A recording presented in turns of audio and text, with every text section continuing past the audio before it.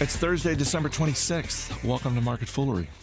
I'm Chris Hill. Happy Boxing Day. Hope you had a nice Christmas. Something a little different on today's show. I want to introduce you to someone. His name is Zia Zaman. He is an entrepreneur. He's a fellow at the Aspen Institute, and I got connected to him by my colleague Brian Richards.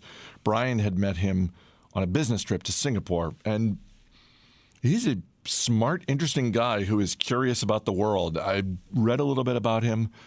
And Zia is one of those people whose current success is not surprising to me, and any future success that he has is not going to be surprising either. In the same way that we look at businesses and think to ourselves, I want to keep my eyes on that and see where it goes. Having sat down with Zia, that's how I feel about him. I'm interested to see where this guy's career goes, because I know it's going to be somewhere very interesting and potentially game-changing in the world of business. It turns out that he and I were in Boston at the same time during our college years. He was at MIT. Anyway, I really enjoyed sitting down with him, and I hope you enjoy this conversation with Zia Zaman. How'd you like Boston? Loved it. I mean, you know what it was like coming from Maine. Yeah. Everyone thought it was a strange, cold city from people all over, and you're like, all right, this is nothing. Yeah. Exactly, right? Yeah, exactly. And if you're from Montreal, it's like, no, we're fine. Yeah. We're fine here. First day it snowed, I had some friends from all over the world, right? Africa, Asia. I said, just to prove that you will not die, I am going to go out in my shorts and show you that it's okay. I put on like a big, thick jacket and some running shorts. I didn't die. 5 minutes later, I went back in and changed. But they just thought, okay, this isn't so bad. I wonder if that's even the case anymore. Like, I wonder if people in this age of information, if students going to a different place with a different climate, if they are at all surprised by it, because I understand it a little bit back in the 1980s. You know, I had a couple of friends first year at BC who were from California, right. And they appeared to be astonished that it was cold in Boston. I think that it still happens. Really? Let me tell you why. It's just the information about the cold is all academic. The information that your nerves tell you about the cold is viscerally real when you first get there. And I don't think there is a feeling of cold, now that I live in 86-degree heat every single day, that that you can replicate. You just can't. So when I bring my daughter to skiing in Japan, she feels it. The cold, and says is something that I like, but I have never felt it before. Never. Right. So I do think it's a reality check for everyone. They're bracing for it, and then it happens. It's a little bit analogous to, I've had conversations with people over the past year or two about technology. And I find that particularly when it comes to consumer technology, people who are involved in creating the technology are very excited, and rightfully so if they're the ones building it. They're very excited about the specs and all of the technical aspects. And they are tempted to tell you all, you know, using all this jargon.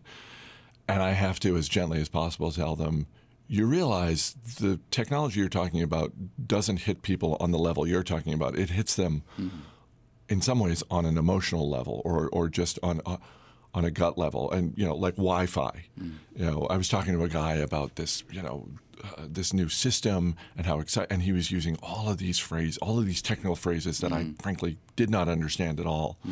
And I said, you know, most people think about Wi-Fi in very binary ways. Either if it works, they love it and they're happy. Yeah. If it's slow or it doesn't work, they get frustrated. Yeah. And I think you're right that the cold is one of those things where it's like, yeah, you can read all you want about the cold, but until you've been in like that bone chilling, you walk outside and it hits you instantly, then you and I were born into it, right?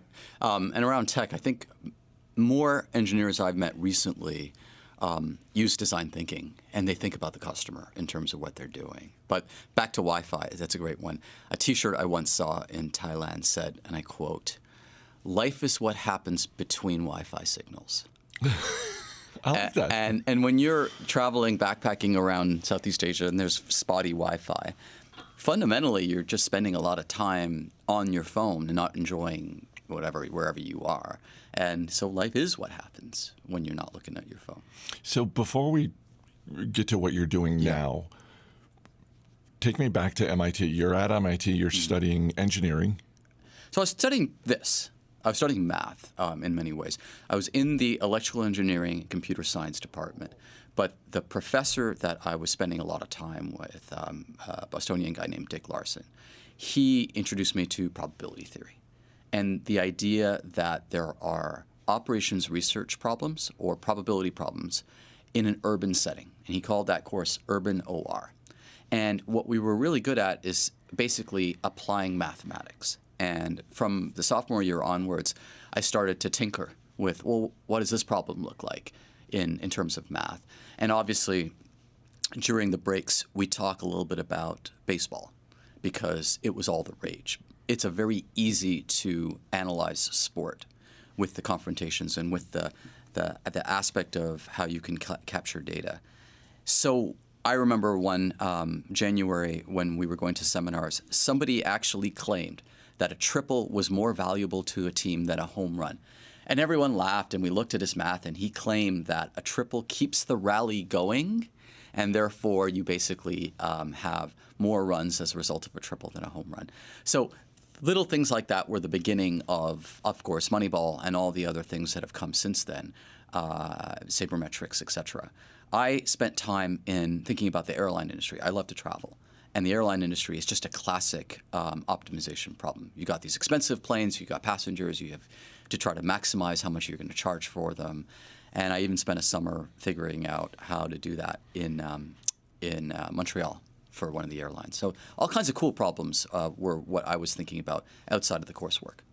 What did you think you were going to do? Did you have an idea of a dream job at that point? I really didn't. In fact, I don't have regrets, but I just didn't have the exposure to all the different ways in which probability affected life.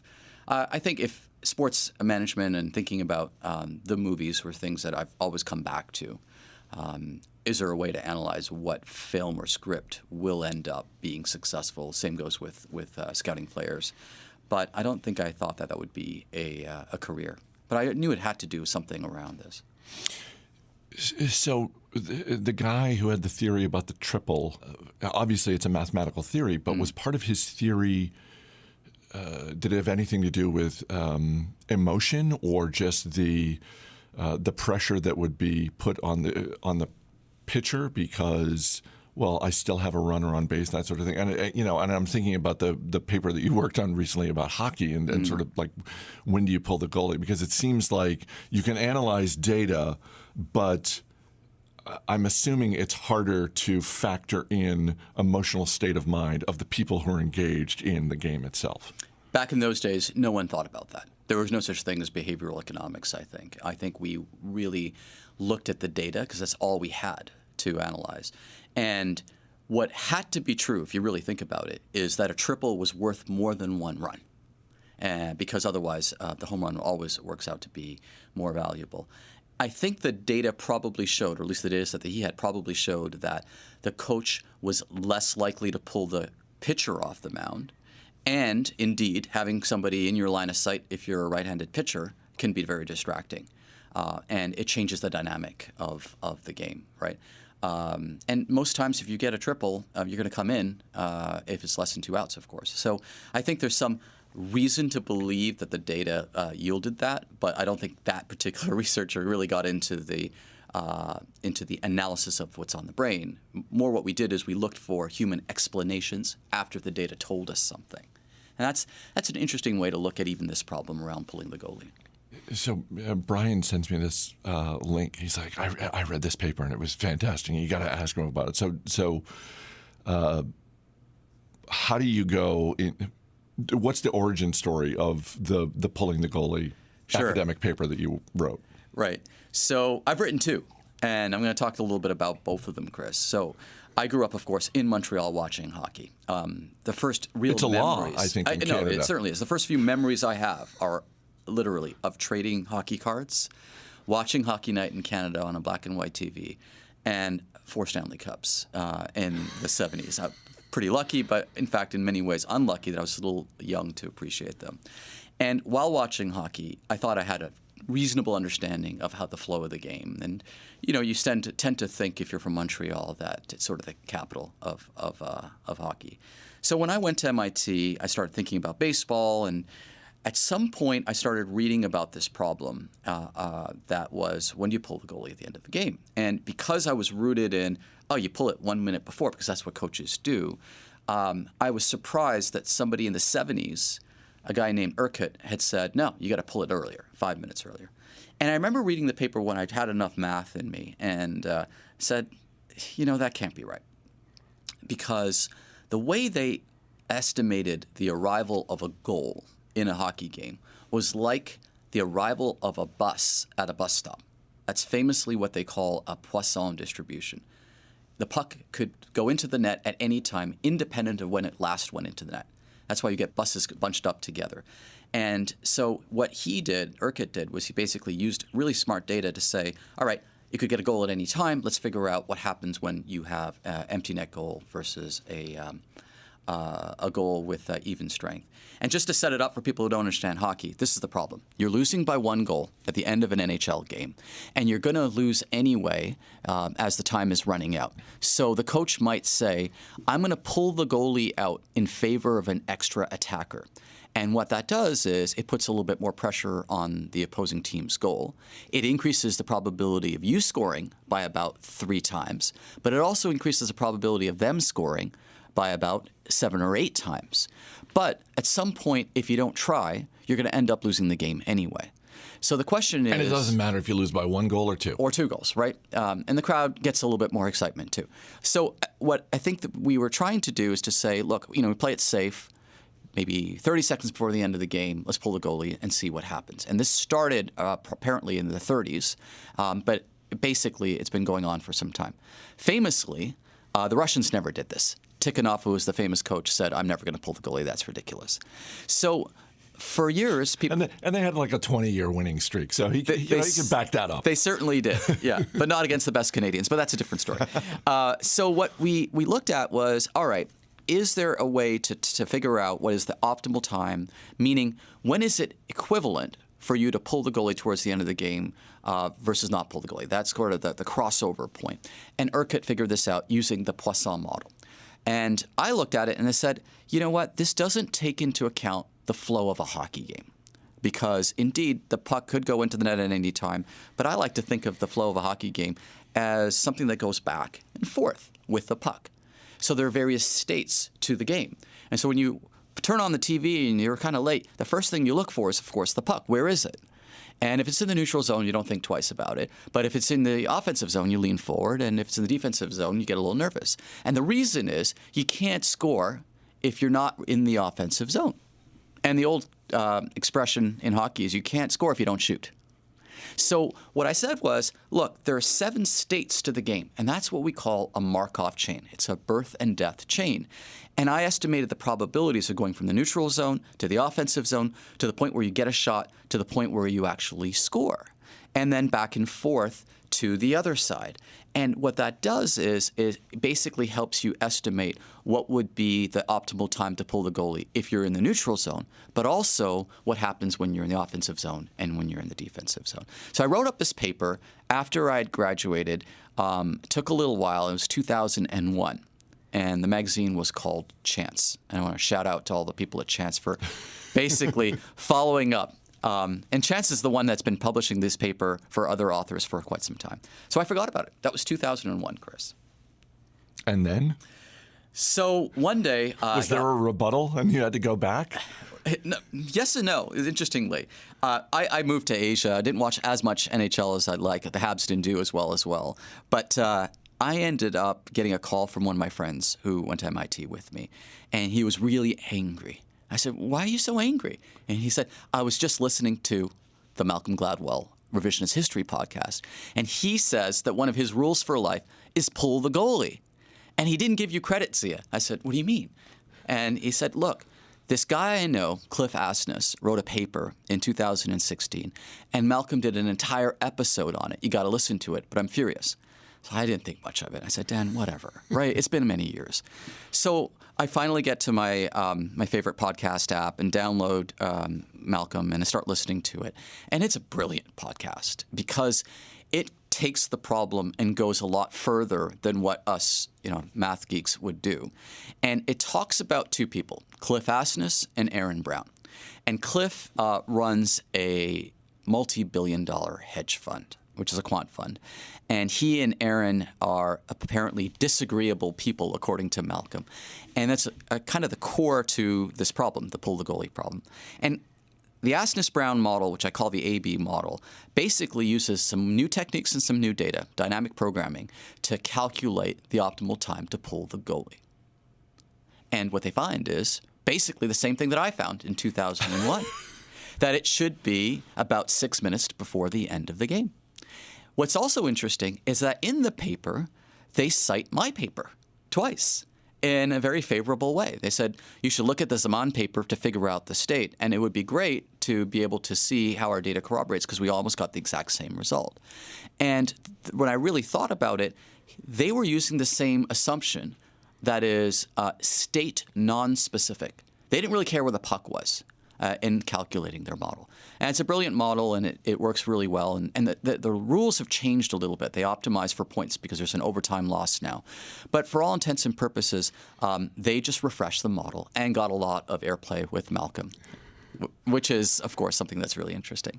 And so I looked at it, and I said, well, what am I going to do, Dan?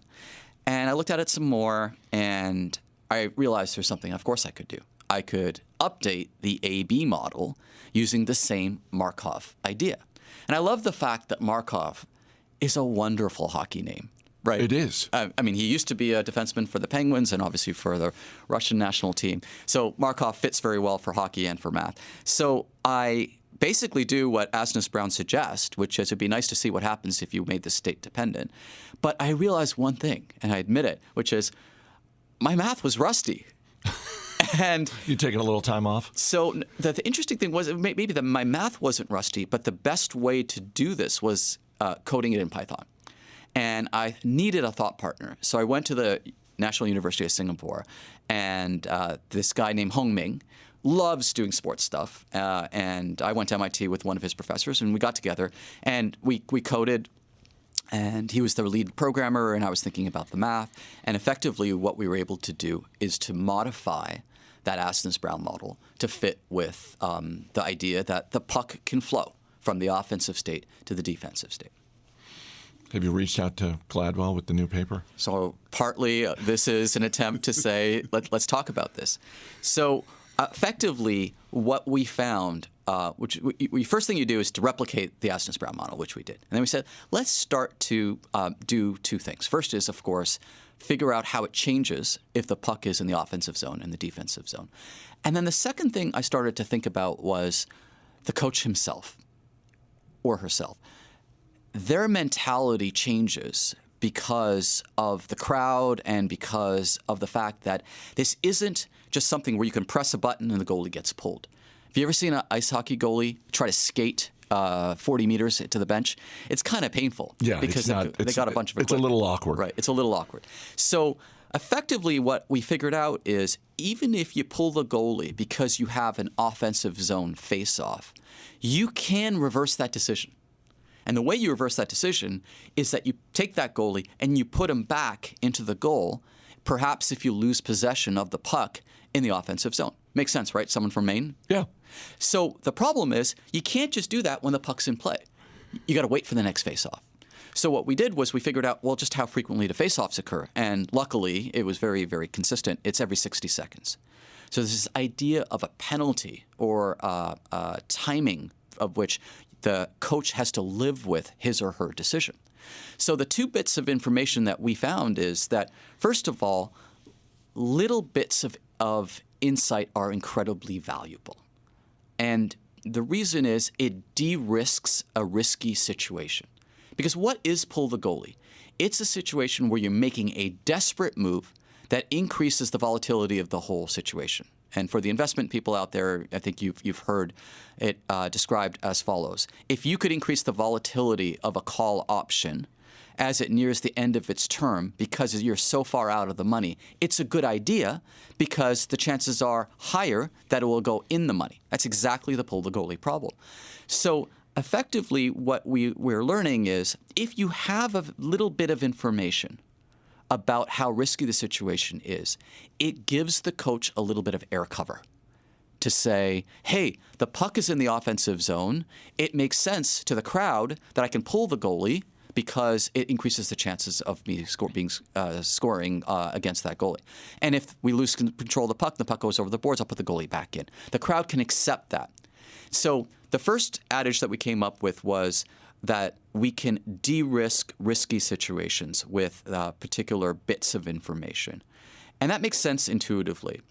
The second point is that the puck transfers between these zones very, very quickly. Right? It will stay in the offensive zone for about 10 seconds. And therefore, this little bit of insight is fleeting, right? You really don't know after 10 seconds what zone the puck will be in. And you got to live with your decision for 60 seconds. So that balances things out. So when the coach can justify that because he has that advantage, he has a permission to be bolder. But he has to basically live with his decision. And, pull a goalie to me is about courage, right?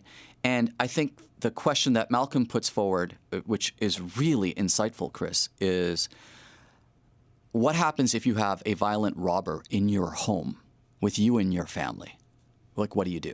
Because it's socially unacceptable for you to run to get help because in case your kids get hurt.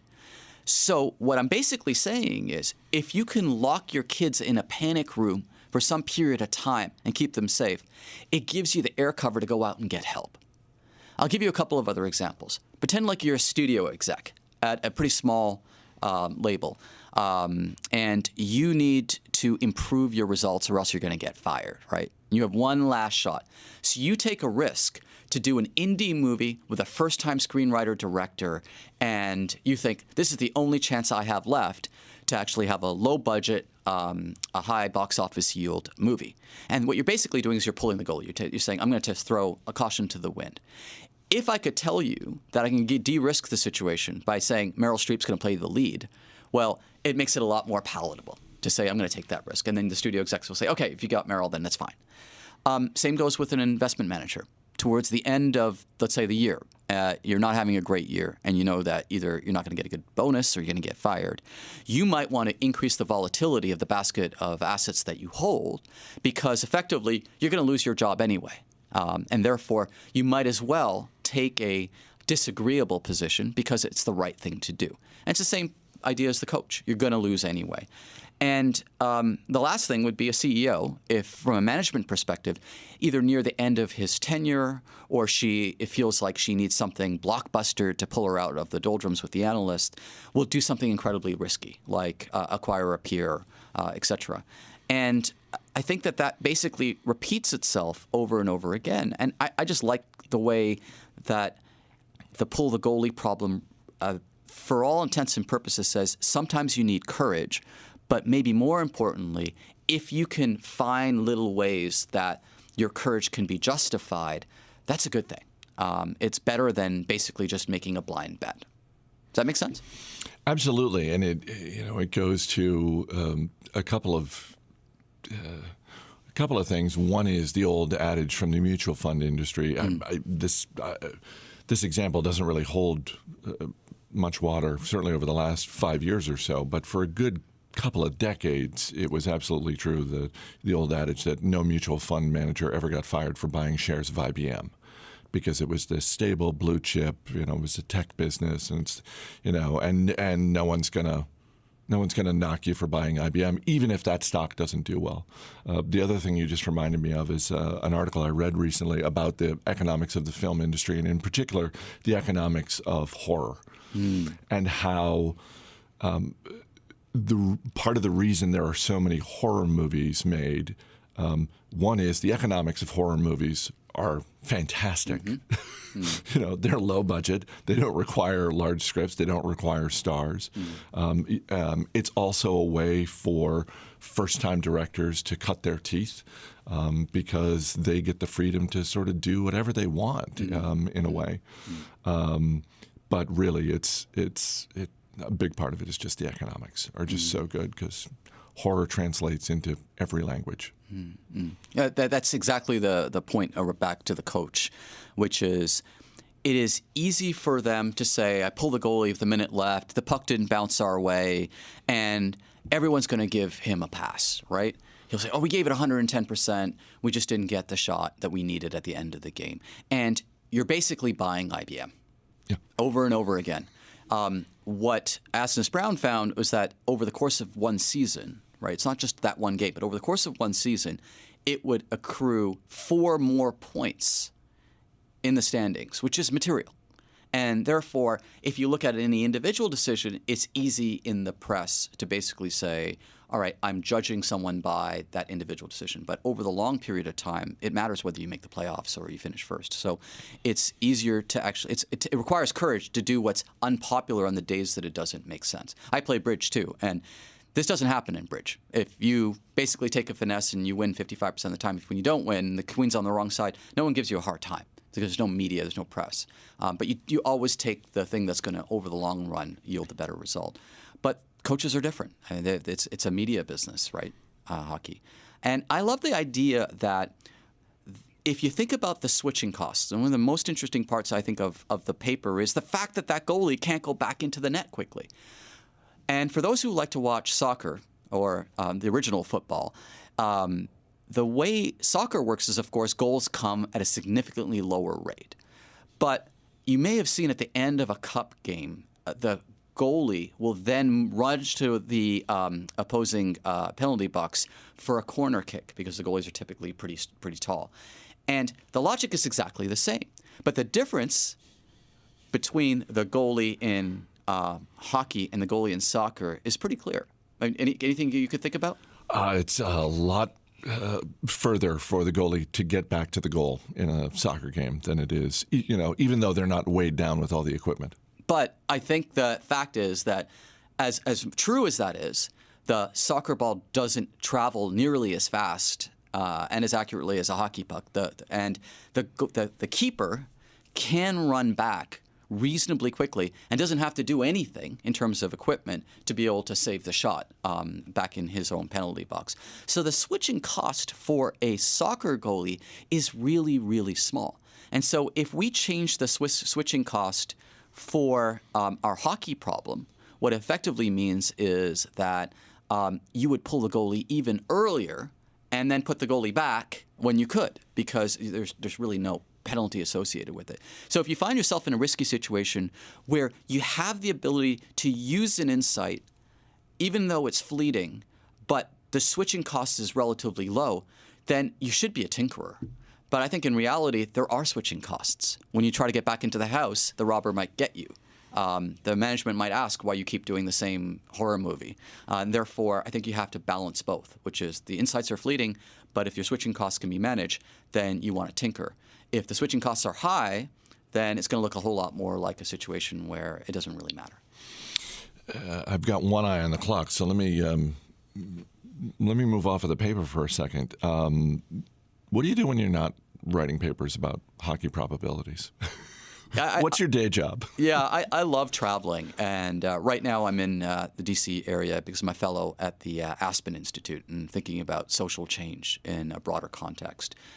We think about not just shareholder value for the companies that we're part of, but also stakeholder value. And me and my peers are thinking about issues of sustainability, circular economy, and for me in particular, it's inclusion. And inclusion in the industry that I'm in financial services, is about how do you serve the next 2 billion people. So it kind of combines a few of the things that I like to do. The tech side is things like blockchain and other tech help lower the cost and reduce the friction for people to get access to tech, just like we were talking about before. The people side is I spent a lot of time in Asia and in developing markets. People don't want complicated products. They want to buy over the mobile phone. And they want the product to be simple and easy to understand. And from a sustainability point of view, it always helps to have more people involved. So I like to combine the travel, the business, and the technology in both my day job as well as in some of my outside pursuits. But I do love to think about these kinds of problems. Where do you see financial services going in the next 3 to 5 years? And you can take that in any direction because obviously you take a phrase like financial services, it can apply to insurance, it can apply to investing, buying a home, buying a car, any aspect of it. Is there, where do you think we're going, and what's the part that most interests you? I think we're already in that trend where it's getting democratized. I think we see that in the United States, but that trend hasn't completely happened all around the world. The future is already here, it just hasn't been evenly distributed yet, William Gibson famously said. The second point I think I'd make is that I think financial services in some ways is going to get embedded into other journeys. So while you're doing something else, there will be a moment of risk or there'll be an opportunity to make a payment, and that little bit, that micro service, that micro journey of financial services will become a little less frictionful because it's part of another greater journey. And I think we're already seeing that. The smart financial services companies are embedding themselves into our lives, making it easy to get in and get out, as opposed to thinking we're going to build this big cathedral and say you got to come in and put in your money. We're deconstructing the banking and insurance industries and saying when you need it, we'll be there for you, and we're going to make it as simple as possible. So I think that's a big trend. And, of course, inclusion. I think that there are literally billions of people who have not used financial services because it's too complex or it is that cathedral mentality. And yet every single person on the planet has used a mobile phone, for example, at some point. In fact, the United Nations said that it's a basic human right in 2020 to have access to a smartphone. More than running water and more than, of course, financial services. So I think financial services will get embedded, it becomes simpler, and it will do good for more people.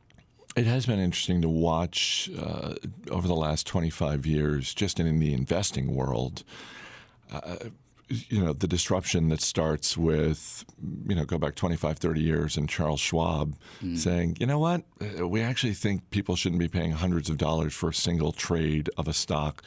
We're going to make that $50. And, of course, there were naysayers. And then you have even further disruption with the E-Trades and TD Ameritrades of the world coming along.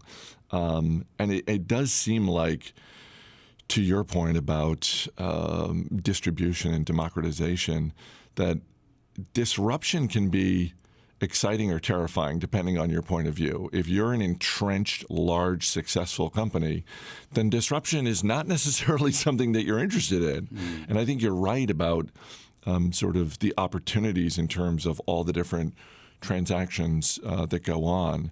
But it will be interesting to watch how some of the bigger players behave, because for some of them, they like the current model. I love companies that want to innovate over and over again. And the reason is, even though you might be an incumbent or a large stakeholder or beneficiary of the existing model, if you take the point of view of I need to serve my customer to let them do the famous job to be done, then, for example, in insurance, when you really ask people, what do you want insurance for, life insurance, they will say, I want to live a longer, happier, thicker, fuller life. And in many ways, the more innovative company is the one that thinks about that customer and reinvents products and services and experiences with the brand that they currently have to make life easier and allow people to reach their goals. And so I think that it could come from small companies, but great large companies could disrupt themselves. Without getting overly personal, how do you invest your money? I usually use passive index funds. My wife works for a bank, so we also work with them as a PB, and it works out well to be able to do a little bit of both. I think that I've been burned by the promise of EM, of emerging markets, more times than not. But it's been a rough few years for emerging markets. It certainly has, and I think I recognize why when there's clear path to growth in non-emerging markets. But just being out there, you see just how much potential there is. But I like the idea of having both the active and the passive. Given the amount of travel that you do, what is something that everyone who goes to Singapore should do or see? And if you could share, because I don't do a ton of travel, one or two travel tips. Just sort of like, it could be anything. It could be sort of your strategy for dealing with jet lag, anything. I'm always looking for any kind of tip I can get. So I love Singapore. I think it's been a fantastic home for me for 9 years. And yet, one of the things that people say about Singapore is that one of the best parts is how close it is to other places. And that's not an insult, because it is in a really interesting part of the world. In fact, going back to math, if you were to draw the smallest radius circle on the planet that covers half the population, that circle would have as at its center a place in Myanmar, which isn't very far from Singapore. And what that flight would be, that radius would be about a 3.5 or 4 hour flight. So when you think about it, you can half get the planet? Half the population of the planet is within a 4 hour flight of Singapore. Wow. So you can see everything. So the tip I would give is think about a place that you've never thought of before, and talk to your iconoclastic friends who do interesting things. And there are some wonderful books and photography exhibits that basically, this is what got me interested in Bhutan, Chris, that took a photograph of people in their homes with everything in their home taken out so that you could see what they owned. And I remember going to and looking at a variety of different countries, and this Swiss cottage in Bhutan with the Asian-faced people with the incredibly colorful clothes and a different set of things in their house fascinated me. And so in 2000, I went to this country, Bhutan, before it had even really opened up. And then that piqued my curiosity in other places like Uzbekistan, which is a really interesting place that gets 2 lines in our history books. And then other places as well. I've been to Easter Island recently. I guess one of the interesting parts about traveling and basing yourself in Singapore is that you can do a number of different things. And how to pick that thing is not just what did your regular friends tell you, but what does your most iconoclastic friend tell you is a place that you should go? I was hoping for a jet lag tip as well. Sorry. Melatonin.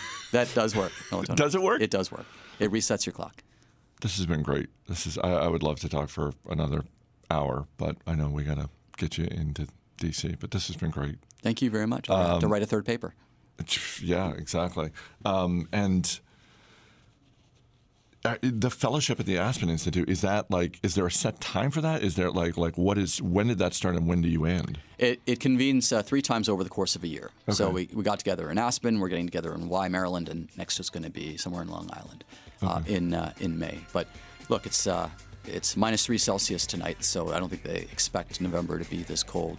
But again, I'm from Montreal, you're from Maine. Right, yeah. No, Yeah. You'll be fine. Yeah. Well, this has been great.